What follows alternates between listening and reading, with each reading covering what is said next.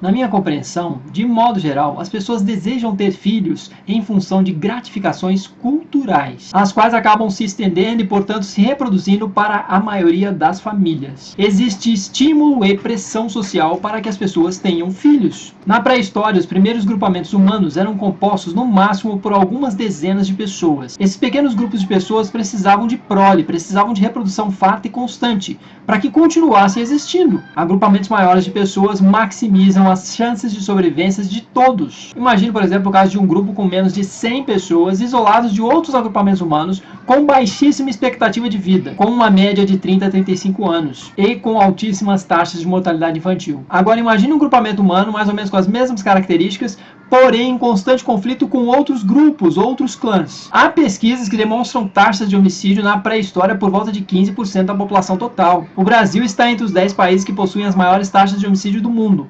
Nossos índices são altos, muito altos. Estão por volta de 30 homicídios para cada 100 mil habitantes. Isso, em termos percentuais, equivale a 0,03%. Atualmente, o país com as maiores taxas de homicídio no mundo é Honduras, com cerca de 0,1%. E isso é muitíssimo menor do que 15%.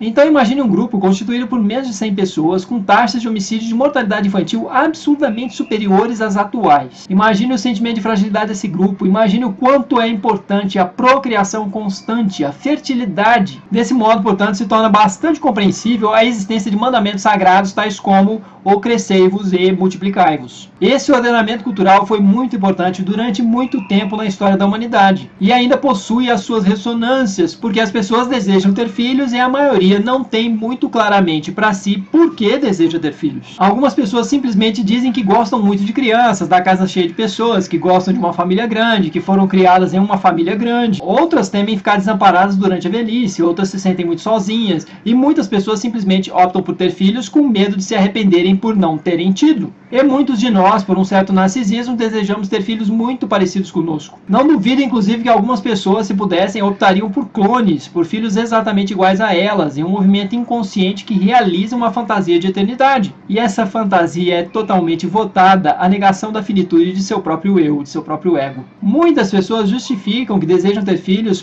por uma coisa meio parecida com sendo uma espécie de complementação da felicidade que elas experimentam em sua vida, ou do desejo de complementarem a união com seus respectivos parceiros. Contudo, e finalizando, para mim uma coisa é clara: formamos famílias e desejamos ter filhos para nos tornarmos mais fortes. E essa finalidade, mesmo que inconsciente, não é muito diferente da finalidade que sempre esteve presente na história da humanidade.